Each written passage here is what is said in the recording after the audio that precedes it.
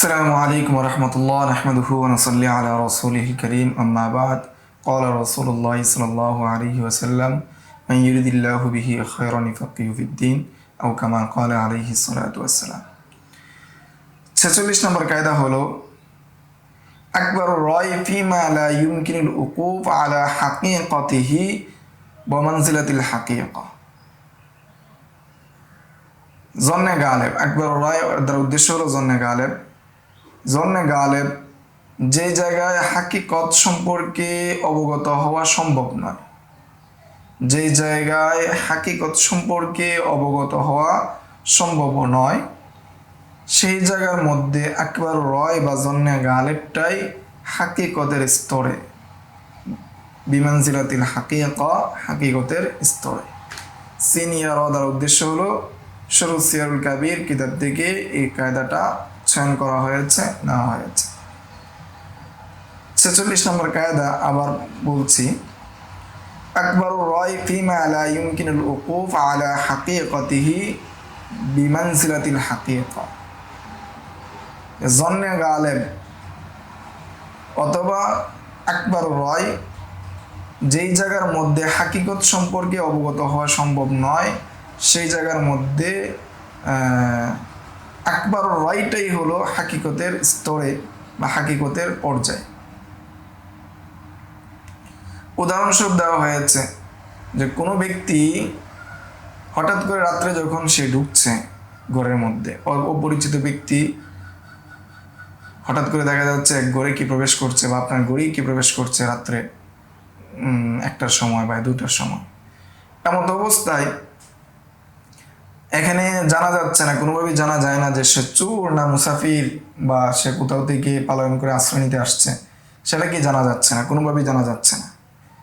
এমন অবস্থায় তার যে ব্যবসা, তার যে অবস্থা, তার যে পোশাক পরিচ্ছদ, অন্যান্য যে আলামত আছে সে আলামতের মাধ্যমে যেটা জন্নে গালেব হবে, প্রবল ধারণা হবে, আকবর রয় হবে, সেটাই বিবেচনা করা হবে। সেই বিবেচনার ভিত্তিতে সে যদি ডাকাত হয় তাহলে তাকে আক্রমণ করা বৈধ, তাকে আক্রমণ করা যাবে। আর যদি প্রবল ধারণার ভিত্তিতে মনে হয় না সে কি একজন মাজলুম ব্যক্তি, কোথাও থেকে হয়তো সে বিপদগ্রস্ত হয়ে সে কি আশ্রয় চাওয়ার জন্য আসছে, তাহলে তাকে আশ্রয় দেওয়া যাবে। যেহেতু এখানে তার মনের ভিতরের অবস্থা সম্পর্কে জানা যাচ্ছে না, সেই জন্য তার বাহ্যিক অবস্থাটাই হাকিকতের স্তরে বিবেচনা করা হবে। এটাই এখানে কায়দা যে আকবর রায় ফিমা লা ইউমকিনুল উকুফ আলা হাকিকাতিহি বিমানজিলাতিল হাকিকা, অর্থাৎ প্রবল ধারণা যেখানে হাকিকত সম্পর্কে অবগত হওয়া সম্ভব নয় সেই জায়গায় প্রবল ধারণাটাই হাকিকতের স্তরে। তো ওই অবস্থায় যদি চোর মনে করে বা ডাকাত মনে করে হত্যা করে ফেলে তার উপর কেসাস আসবে না। 47 নম্বর কায়দা আকসারু মা ইখাফু লা ইয়াকুন, যে অধিকাংশ ক্ষেত্রে যেটার ক্ষেত্রে ভয় করা হয় সেটা হয় না। সিয়ার দ্বারা উদ্দেশ্য হলো শুরু সিয়ারুল কাবির এই কিতাব থেকে এই কায়দাটা নেওয়া হয়েছে। আবার কায়দাটা বলছি, আকসারু মা ইখাফু লা ইয়াকুন, যে ক্ষেত্রে বেশি ভয় করা হয়, যেটা আপনি বেশি ভয় করছেন সেটা হবে না। উদাহরণস্বরূপ বলা যেতে পারে যে আমরা যখন রাত্রের অন্ধকারে হাঁটাহাঁটি করি তখন দূর থেকে দেখা যায় গাছের একটি ডাল নড়তেছে বা একটি কাগজ নড়ছে বা কোনো ঘরের কোনো একটা জিনিস নড়তেছে। দূর থেকে সেটাকে আমরা মনের ভিতরে বিভিন্ন ধরনের ভয়ের কারণ মনে করি, সেটাকে অশরীরী বা পেত, ভূত বা জিন এসব আমরা কিছু মনে করি। কিন্তু বাস্তবতায় যখন কাছে যাওয়া হয়, দেখা হয়, বাস্তবতায় গিয়ে মনে হয় না সেটা নেই। এটাই এখানে বলা হয়েছে আকসারু মা ইখাফু লা ইয়াকুনু। যে উহুদ যুদ্ধের এখানে একটা ঘটনা রয়েছে, সেটা হলো যে আল্লাহ রাসূল সাল্লাল্লাহু আলাইহি ওয়াসাল্লাম কতক সাহাবা ইকরামকে গিরিপথে কি দাঁড় করিয়েছিলেন, যে তারা ভয় করেছিলেন যে যেহেতু তাদের একটা আশঙ্কা ছিল এখানে কি হবে না, আক্রমণ আর হবে না, আর কাফেররা যেহেতু কি গনিমতের মাল এখানে রেখে গিয়েছে সেই জায়গার মধ্যে কি আক্রমণ বা সেই জায়গায় কি করা, সাহায্য করাই কি হবে, উত্তম হবে, সেই জায়গায় গিয়ে আমরা শরীক হলেই কি উত্তম হবে। কিন্তু তাদের ধারণা ছিল এখানে কি হবে না, আক্রমণ হবে না। কিন্তু তাদের প্রবল ধারণা হয়েছিল যে তারা যদি গিয়ে মুসলমানদেরকে সাহায্য করে সেটা উত্তম হবে। অর্থাৎ যেটা তারা প্রবল ধারণা করেছিল, তাদের ভয় ছিল যে জায়গার মধ্যে, সেটা হয়নি। আকসারু মা ইয়াখাফু লা ইয়াকুন। উদাহরণস্বরূপ বলা হয়েছে যে যদি কোনো মুসলিম সেনাপতি আদেশ করে যে তোমরা এই যে কেন্দ্র রয়েছে এই কেন্দ্র থেকে কি করতে পারবে না, সরতে পারবে না, নড়তে পারবে না, এবং তোমাদেরকে এই জায়গায় দাঁড় করাচ্ছি, অপর আরেকটি দল ওই জায়গায় দাঁড়াচ্ছে, তোমরা কখনোই এই মার্কাজ থেকে, এই কেন্দ্র থেকে সরবে না এবং অপর মার্কাজের সাথে যারা রয়েছে তাদেরকে সাহায্যের জন্য এগিয়ে যাবে না, তাহলে ওই সৈন্যদের জন্য সেনাপতির আদেশকে লঙ্ঘন করা বৈধ নয়। যদিও তারা মনে করে যে তাদের যে দিকটা রয়েছে সেই দিকটা নিরাপদ, আর অপর দিক যেটা রয়েছে সেটার কি বিপদ আশঙ্কা রয়েছে, যে তাদের যে ভয়টা তাদের সাথীদের উপর আক্রমণ হচ্ছে, এই যে তাদের ভয়, সেই ভয়টা ক্ষেত্রে বলা হচ্ছে আকসারু মা ইয়াখাফু লা ইয়াকুন। অধিকাংশ ভয়ের ক্ষেত্রে কি সেটা হয় না। এই জায়গার মধ্যে আমিরের ইতাআতটা কি জরুরি, ইমামের ইতাআতটা জরুরি, কেননা সেটা দলিলে মাত্র কোরআনের নসের মাধ্যমে সাব্যস্ত হয়েছে। আর সে যেটা ধারণা করছে, যারা ভয় করছে, সে যেটা ধারণা করছে সেই ধারণাটা কি ওয়াহাম, 50-50 হতেও পারে, নাও হতে পারে। এই জন্য বলা হয়েছে আকসারু মা ইয়াখাফু লা ইয়াকুন, অর্থাৎ যেই ক্ষেত্রে অধিক ভয় করা হয় সেটা সাধারণত হয় না। আরেকটি উদাহরণ দেওয়া হয়েছে যে কোনো অসুস্থ ব্যক্তি সে রোজা ভাঙবে না, সে এই ধারণার ভিত্তিতে যে সে কি অসুস্থতা বেড়ে যাবে। কারণ অসুস্থতা বেড়ে যাওয়ার যে ভয়টা, এই ভয়টা অধিকাংশ ক্ষেত্রেই কি হয় না। আর যদি তার প্রবল ধারণা হয় যে অসুস্থতা বেড়ে যাবে, তাহলে সে কি করতে পারবে, রোজা ভাঙতে পারবে। এটি এখানে বলা হয়েছে রদ্দুল মুহতারের মধ্যে এসেছে যে এখানে ওয়াহাম দ্বারা উদ্দেশ্য হলো, এখানে ধারণা দ্বারা বয় দ্বারা উদ্দেশ্য হলো ওয়াহাম, কিন্তু জন্নে গালিব যদি হয়, আকবার রয় হয়, তাহলে সে কি করতে পারবে, রোজা ভেঙে ফেলতে পারবে। তাহলে 47 নম্বর কায়দা আমরা পেলাম আকসারু মা ইয়াখাফু লা ইয়াকুন, যে অধিকাংশ ক্ষেত্রে যেটা ভয় করা হয় সেটা হয় না। 48 নম্বর কায়দা আল আমরু ইযা দাকা ইত্তাসা ওয়া ইযা ইত্তাসা দাকা, যখন কোনো বিষয় সংকীর্ণ হয়ে যায় তখন তার জন্য প্রশস্ততা আসে, আর যখন প্রশস্ত হয়ে যায় তখন তার জন্য সংকীর্ণতা আসে। এখানে দাকা দ্বারা উদ্দেশ্য হলো কষ্ট, আর ইত্তাসা দ্বারা উদ্দেশ্য হলো সুযোগ, রুখসত।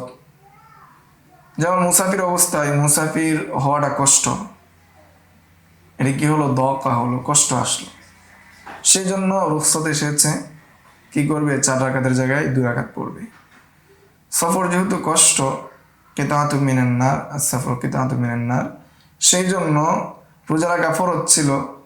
এই সময় মুসাফিরের জন্য রোজা ভেঙে ফেলা বৈধ, পরবর্তীতে আদায় করতে হবে। পরবর্তী কথা হলো ওইদাত্তাসা দাকা, যখন সেটা কি হবে, প্রশস্ততা চলে আসবে, তখন আবার কি হয়ে যাবে, প্রশস্ততা চলে আসবে মানে কি, তার কষ্ট যখন চলে যাবে তখন তার এই রুখসতে কি হয়ে যাবে, বাতিল হয়ে যাবে।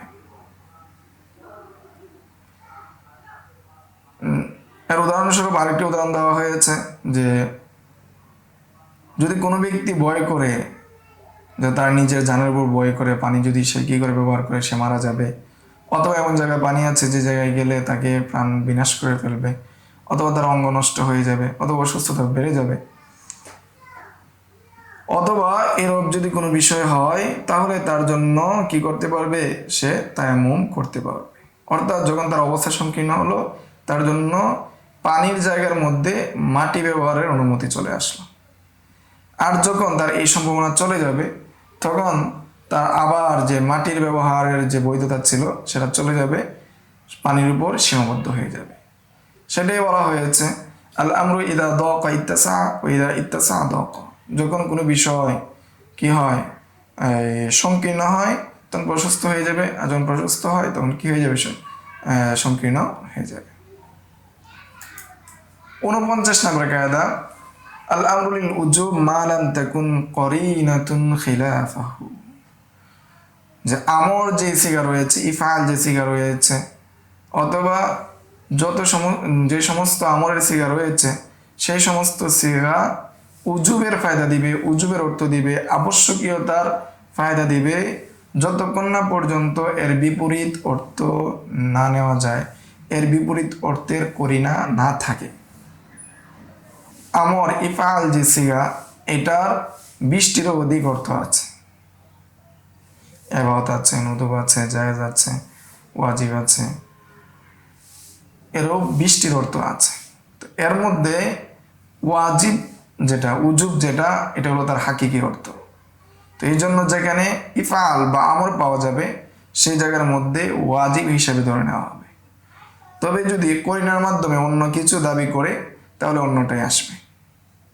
তো করিনার মাধ্যমে অন্য কিছু দাবি করার উদাহরণ হলো, যেখানে দেয় নাই যে ওইদা হালালতুম ফাসতাদু, যে যখন তোমরা কি হয়ে যাও, হালাল হয়ে যাও, তখন তোমরা কি করো, স্বীকার করো। তো হালাল হলে স্বীকার করা, এটা আমর করা হচ্ছে, ফাসতাদু কি করো, স্বীকার করো। তো এখানে স্বীকারটা কিনা উজুব না, যে একজন মুহরিম ব্যক্তি হজ পালন করে হারামকে খুলে সে কি করতে হবে, স্বীকার করতে হবে, সেটা ওয়াজিব না, বরং সেটা ইবাহাত বোঝাচ্ছে, বৈধতা বোঝাচ্ছে। কারণ এ হারাম অবস্থায় তার জন্য স্বীকার করা কি ছিল, নিষেধ ছিল। এই জন্য এখন ইহরামের পরে তার জন্য স্বীকার করার বৈধতা বোঝানোর জন্য এখানে আমরের সিগা দ্বারা প্রকাশ করা হয়েছে। যেহেতু এখানে করিনা পাওয়া গিয়েছে ইবাহাতের, সেই জন্য এটা ইবাহাতের অর্থ নেওয়া হবে। 50 নম্বর কায়দা আল আমরু বিত তাসাররুফি ফি মিলকিল গায়রি বাতিলুন। যে অন্যের মালিকানার বিষয়ে তাসাররুফ করা, হস্তক্ষেপ করা, এটা বাতিল, এটা গ্রহণযোগ্য নয়। মিম জিম, এদের উদ্দেশ্য হলো মাজাল্লাতুল আহকামিল আদলিয়া। অন্যের মালিকানার বিষয়ে তাসাররুফ করা, অন্যের মালিকানার বিষয়ে হস্তক্ষেপ করা, সেটা বাতিল, সেটা গ্রহণযোগ্য নয়। যে ওয়াকালতি যদি না হয়, কোনো ধরনের ওয়ালায়াত যদি না থাকে কোনো ব্যক্তির পক্ষ থেকে, তাহলে ওই ব্যক্তির মালিকানায় কি করা যাবে না, কোনো ধরনের তাসাররুফ করা যাবে না। কেউ যদি তাসাররুফ করে এবং ক্ষতি করে ফেলে তাহলে তার জামান দিতে হবে, তার জরিমানা তাকে দিতে হবে। এর উদাহরণের ভিত্তিতে বলা হচ্ছে যে কোনো ব্যক্তি আসলো, কোনো ঋণগ্রস্ত ব্যক্তি সে টাকা নিয়ে আসলো ঋণ গ্রহীতার নিকট। ঋণগ্রস্ত ব্যক্তি, ঋণ গ্রহীতা ব্যক্তি সে আসলো দায়ের নিকট, ঋণদাতার নিকট, যে সে কি দিবে, তার ঋণকে পরিশোধ করবে। এমত অবস্থায় দায়েন বা ঋণদাতা সে যদি বলে তুমি কি করো, এই টাকাগুলোকে বা এই দিরহামগুলোকে তুমি সাগরে ফেলে দাও, তাহলে সে যদি সাগরে ফেলে দেয়, মাদিয়ুন ব্যক্তি সে যদি সাগরে ফেলে দেয়, তাহলে এর দায় ঋণদাতার উপর আসবে না, বরং ঋণদাতা আবার কি চাইতে পারবে, তুমি আমার কি দাও, ঋণ দাও, তুমি আমার টাকা দাও। কেননা সেটা ছিল কি তার মালিকানায়, অর্থাৎ ঋণ গ্রহীতার মালিকানায় ছিল, সে তার নিজের মালের উপর তাসাররুফ করেছে। আর ঋণ দাতা যেহেতু সেটা গ্রহণ করে নাই, কবজ করে নাই, সেজন্য সেটা তার মালিকানায় আসে নাই। যেহেতু তার মালিকানায় আসে নাই, সেই হিসাবে সে কবজও করে নাই, এই জন্য সে তার নিজেরটা নষ্ট করেছে, আর নিজেরটা নষ্ট করার প্রেক্ষিতে তার জরিমানা তার উপরই আসবে। এটাই 50 নম্বর কায়দায় বলা হয়েছে আল আমরু বিত তাসাররুফি ফি মিলকিল গায়রি বাতিলুন। যে অন্যের মালিকানায় তাসাররুফ করা, হস্তক্ষেপ করা, এটা কিনা গ্রহণযোগ্য না, এটা বাতিল, অগ্রহণযোগ্য। মিম এবং জিম দ্বারা উদ্দেশ্য হলো মাজাল্লাতুল আহকামিল আদলিয়া, এই কিতাব থেকে এই কায়দাটাকে নেওয়া হয়েছে। তাহলে আমরা ধারাবাহিকভাবে 46 থেকে 50 নম্বর কায়দা নিয়ে আমরা আলোচনা করেছি। আজকের দর্স এই পর্যন্তই। আসসালামু আলাইকুম ওয়া রাহমাতুল্লাহ। يؤتي الحكمة من يشاء ومن يؤت الحكمة